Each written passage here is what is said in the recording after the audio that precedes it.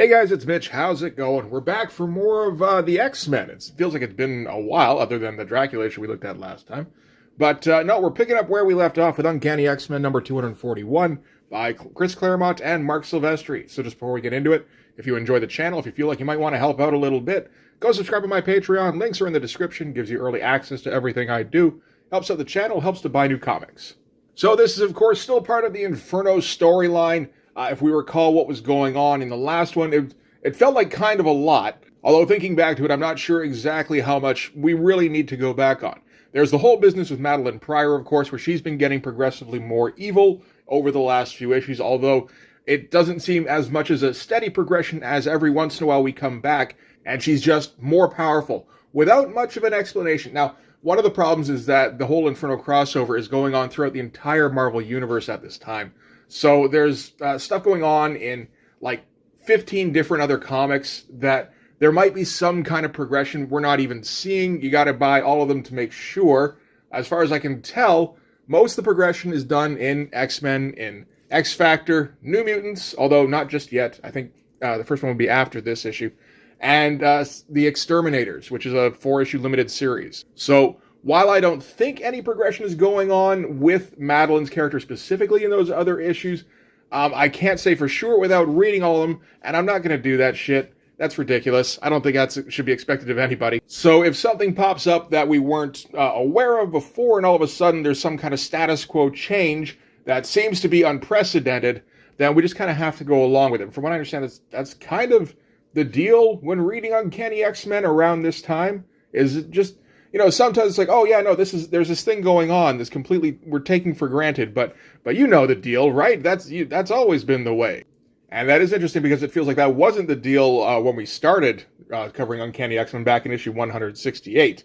So I find myself wondering a little bit if all of the loose plot threads that Chris Claremont likes leaving hanging around are just starting to get to him after like 70 issues. You know, to be fair, that is a lot of issues.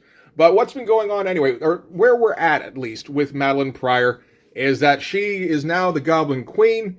Again, we didn't really see her become that, she just all of a sudden was. She's super pissed off at Scott Summers specifically, and just kind of the world in general, because she's stuck in Australia, being assumed dead, being away from her baby, while Scott and Jean Grey, who has now been resurrected, are having this, like, fun, happy family life that she's supposed to have. So, somehow she developed powers. We don't know how, at least from what I've seen. There wasn't any kind of event where that happened. She just all of a sudden started having them. And we don't know what the extent of her powers are, other than that they just kind of keep growing. So again, that feels like sloppy as hell, but that just kind of seems to be par for the course. And her objective now is kind of twofold, in that she wants to get her baby back, and she wants to just kind of do evil X-Men villain shit. Like, she's gonna, I don't know, remake the world in Hell's image, because she made a deal with a demon. Again, kind of. She made a deal with a demon in a dream, but she seems to be stuck with the deal, and she seems to be okay with the deal. So, I don't know. Meanwhile, the X-Men have gone and attacked the Marauders at their new headquarters now that they found out where that is. No real reason. Like, it's not like the Marauders were doing anything particularly nasty. They were just moving into their new place. And the X-Men are like, we know where that place is now, let's go beat the living shit out of them. And that's what they decided to do. So the X-Men, yeah, being way more aggressive than usual. I mean, partially that's kind of justifiable because the Marauders in particular have done some extremely nasty business in the last, I guess it's like 20, 30 issues, where they did the Morlock Massacre, and they've been trying to kill the X-Men and Madelyne Pryor. Wasn't sure if that was the case, but I've been advised now that yes, that's what the deal is, and that's part of the reason she's so pissed at the Marauders in particular. And there's been just sort of a general increase in the, maybe not brutality of the X-Men, but just their approach is becoming more hardline. They're not about just ending conflicts. You know, like, yeah, if it used to be if you got to do a punch-up, yeah, obviously you defend yourself, but you try and extricate yourself and make sure that civilians aren't injured, and you're not doing any serious damage to whoever you're fighting, if you can help it. And that's been kind of slowly slipping away, maybe at the behest of the X-Men editorial staff. I don't know, like, if that's been some sort of mandate over the years. Feels like it could have been. But yeah, now we're at the point where the X-Men are just preemptively striking the Marauders, and don't seem to be too worried about doing permanent damage or even killing them in this case. And we ended off the last issue with Madelyne Pryor finding Mr. Sinister's laboratory and finding a tube with her name on it and kind of manifesting visions of herself inside the tube and also her baby. And I don't know, it's a little difficult to tell what's going on sometimes. Meanwhile, all sorts of crazy shit is happening in Manhattan where all of the buildings are being transformed into, like, hell buildings. So that seems to be the whole plan of Nastir and Sim. These are demons that Madelyne Pryor made deals with.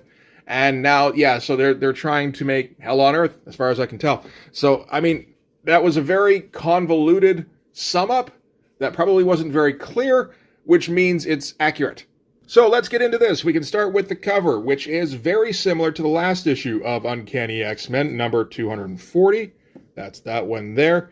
A bit more symmetrical and focusing more on Madelyne and the demons, particularly Nastir and her baby. But still similar with the whole something at the bottom coming at you and then the thread at the top here. And Silvestri will continue that particular motif through to the next cover as well. I mean, it's a winner of a cover design. And it has a nice unifying effect, at least for the beginning of the Inferno crossover, on the X-Men side of the series. And we find out that, at last, the startling secret of Madelyne Pryor is going to be revealed in this one. And it actually is. So let's get into this. All right, we're picking up essentially right where we left off with the last panel of the last issue, where Madelyne Pryor is in Mr. Sinister's laboratory, accompanied by some of her demon companions that she created, as well as Nastir the demon.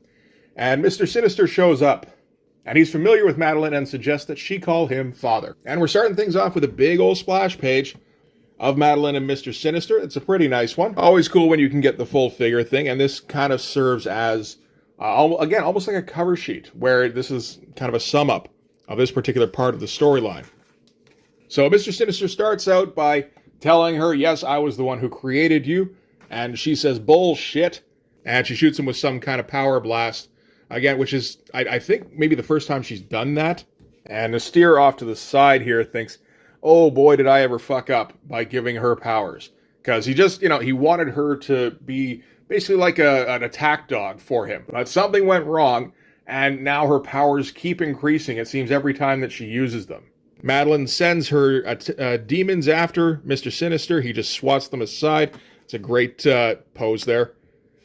Kind of simple, I suppose, but it's just well executed. It's always great seeing how effortlessly Silvestri executes this stuff. So Sinister responds by hitting Madelyne with some chains, which I guess were in the laboratory here, and were designed to basically feed off her power and use it against her, something like that. I think basically it's just Mark Silvestri's looking for any opportunity he can to sexify up this comic. So having Madelyne, like, 2/3 naked wasn't enough. He had to have her bound as well.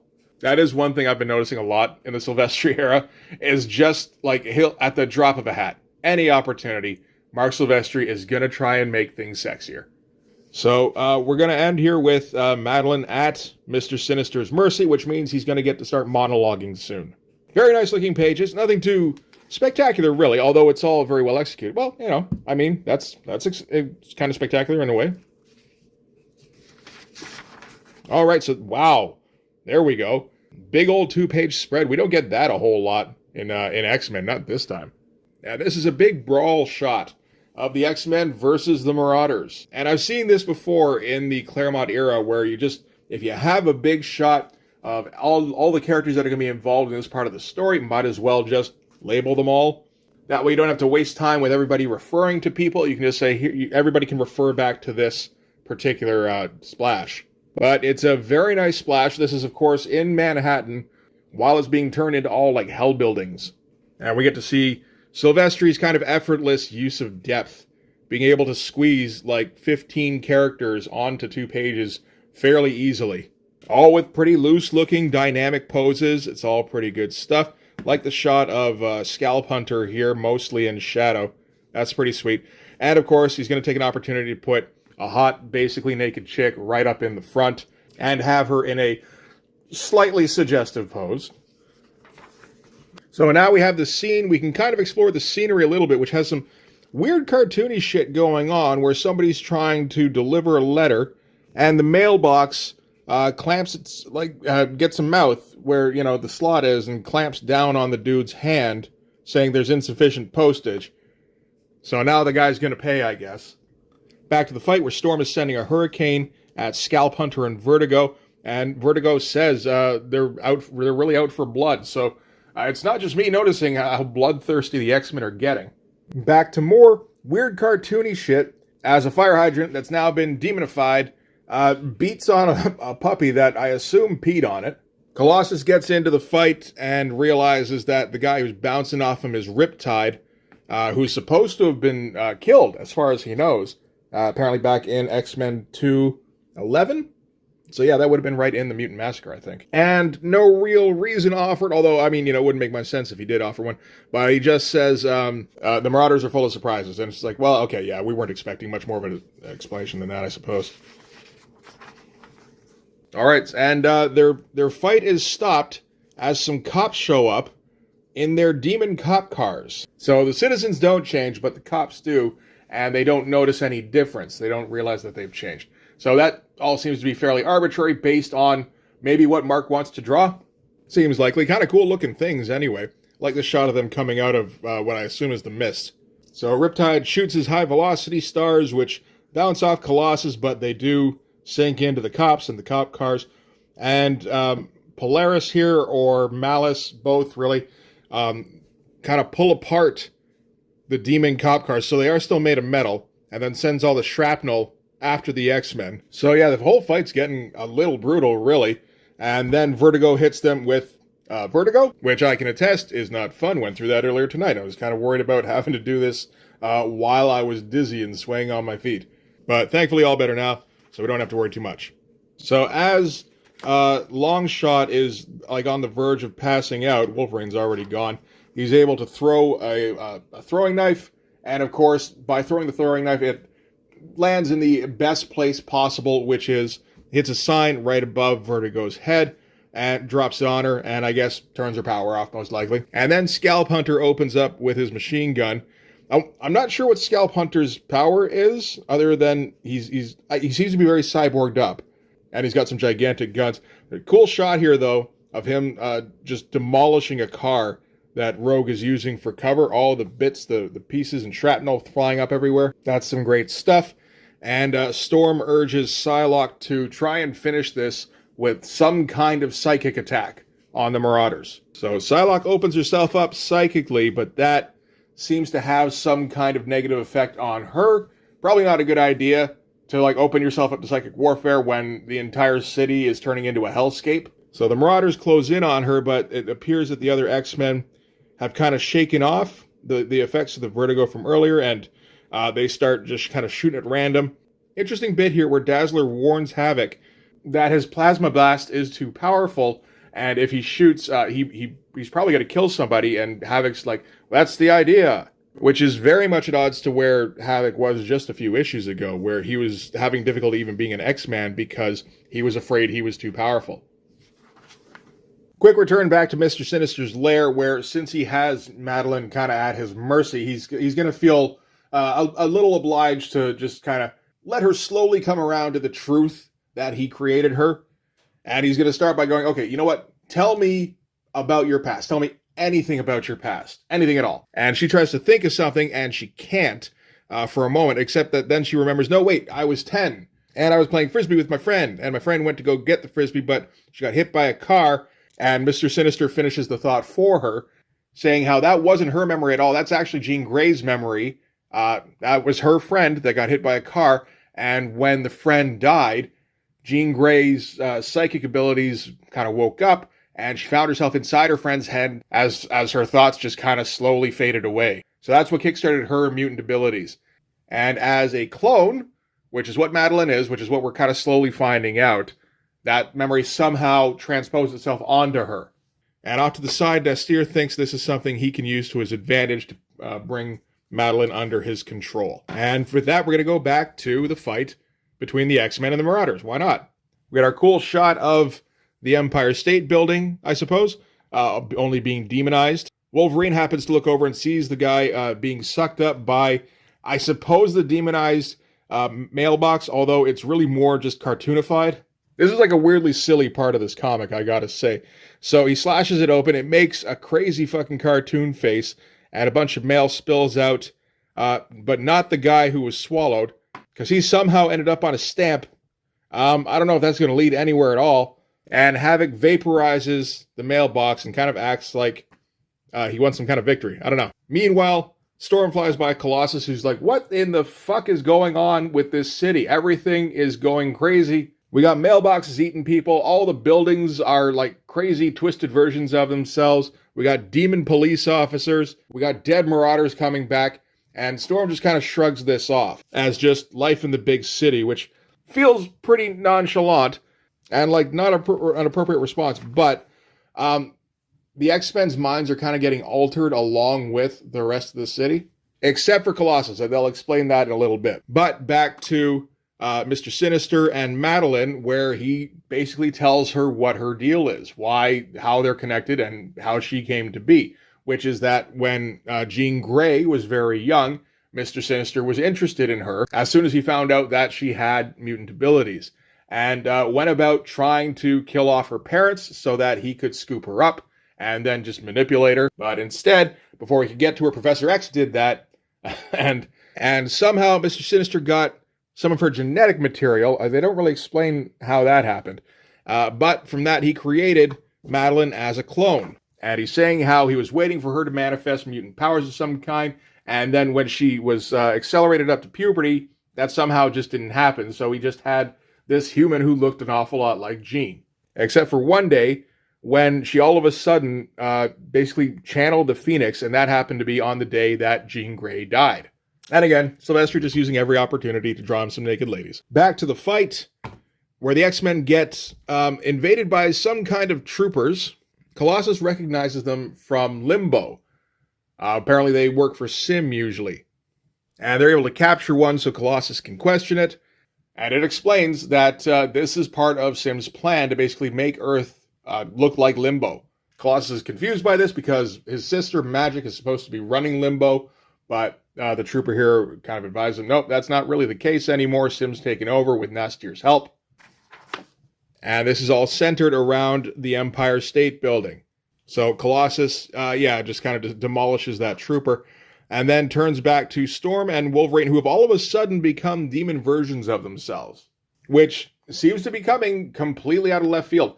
Like, I've seen the shots of these two like this, where they're, just more kind of evil looking. And I always assumed there would be some kind of progression, but it doesn't seem to be the case. Just Colossus turns around and all of a sudden they're the evil twin versions of themselves. And Colossus wonders what the fuck even just happened, decides that this must be something to do with his metallic skin, where it's protecting him, not just from physical damage, but also from whatever magic is going on around him. So he's staying unchanged, while all of his X-Men buddies are, morphing into worse versions of themselves. And Colossus decides that he can't stick around to help them while Magic needs his help, so he's going to go to the Empire State Building and go and guest star in the New Mutants for a while. We're not going to check those issues out. I considered it, but we're checking out enough of this as it is. I would think just the Uncanny and X-Factor issues should be enough, I think.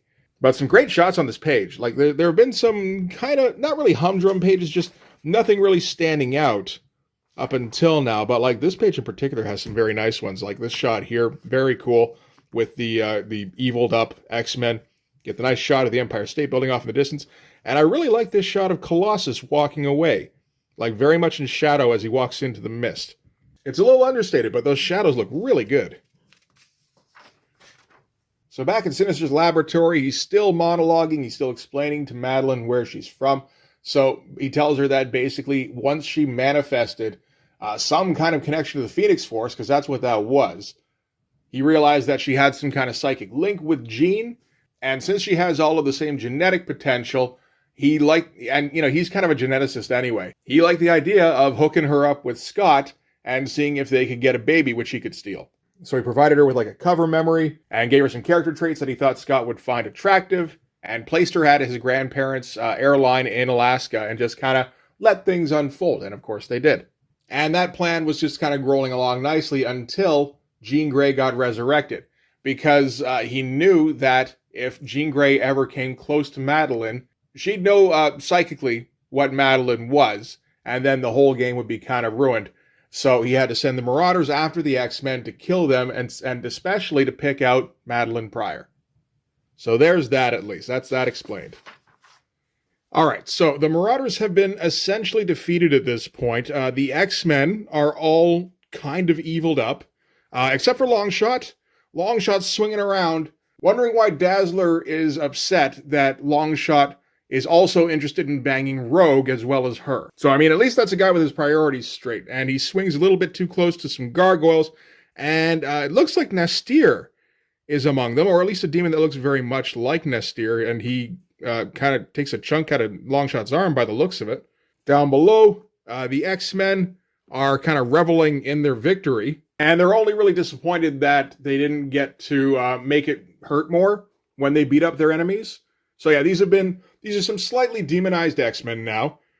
And off to the side, Dazzler's admiring herself in a mirror, and in the background, Longshot gets flung to the ground. She doesn't even look up. She's too busy checking to make sure that her appearance is all good. So yeah, it looks like it was Nastir, as far as I could tell, who incapacitated Longshot.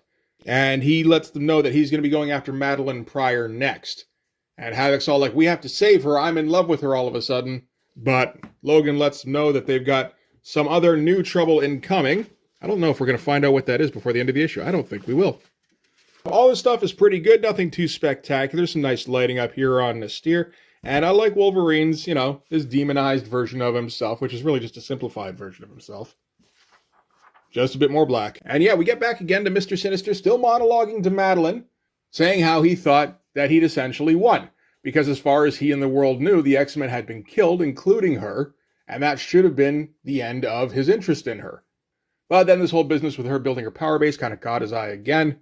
So now that he's got her back, he's looking forward to taking her apart and seeing if he can rebuild her even better than before. So she tells her her little demon offspring here, which I think is still Jean Grey's parents, potentially, to attack Mr. Sinister, distracting him long enough that she can bust out of her chains.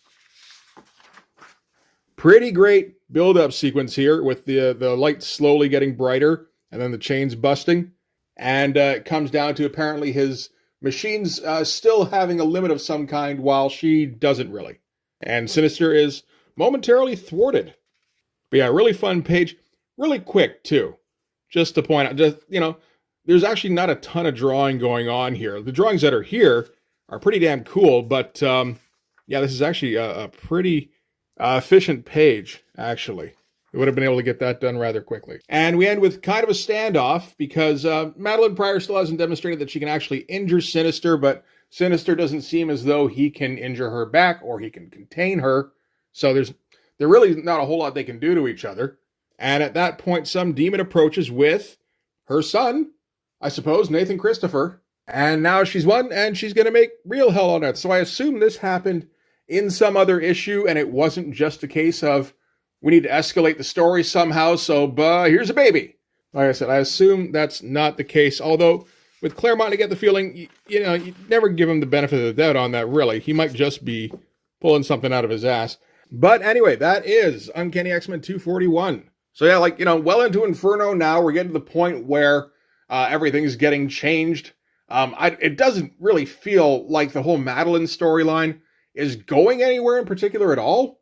That said, the next bit I know we're going to be going over to X Factor, and we are gearing up for a big confrontation between her and Scott and Jean, I assume at some point. I've seen the covers, at least, for the X Factor issue, so I know that's going to happen. But so far, I gotta say, this is a very sloppy story. It seems like so many of the changes happen off camera, and I'm not sure how many of them actually do. The art's still pretty great. I mean, all the stuff with the X-Men battling the Marauders is pretty spectacular looking, really. And even the stuff with Sinister doing his monologuing bit to Madelyne, that's all good looking stuff, too. Again, half-naked Madelyne, just kind of chained up. Who doesn't like that, right? And a little while back, I got something for my birthday, actually. My brother sent me the entire set of the X-Men trading cards from 1992, I think it was. Yeah. So, yeah, we can take a look at these every once in a while. So we've got the Mr. Sinister card here. This is standard Jim Lee pose, but it's one of those standard poses that really works for him. So this would be, I've seen Magneto in this pose, I feel like, at least a half dozen times. And that's some fun looking stuff. And we might not want to read the back of this one, actually, because it looks like there's kind of spoilers. We can take a quick look. But basically stuff that we kind of went over in this issue about how he led the Marauders, and they did the mutant massacre. And currently he's considered dead, but that's probably not the case. And I think this is probably how I found out that Scott Summers' I-beams are the only thing that can hurt Mr. Sinister, assuming that's still the case. It's interesting seeing them try to do the power levels for him at this time, because there's no way anybody knows what the fuck Mr. Sinister's powers are. Like, if they had to redo this a couple of years later, they'd probably bump his intelligence up, maybe even bump his fighting ability down, bump up the energy projection, bump down the mental powers. Like, this is just guesses, but, you know. It's funny, I'd read those cards, and I'd always take it as gospel. It's like, wow, that's what his energy projection level is. Crazy.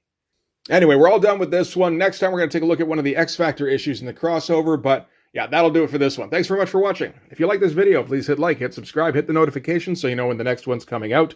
Go over and subscribe on my Patreon. It gives you early access to everything I do, from the Blood Force stuff to the YouTube videos before they get uploaded to YouTube, as well as some Patreon exclusive content.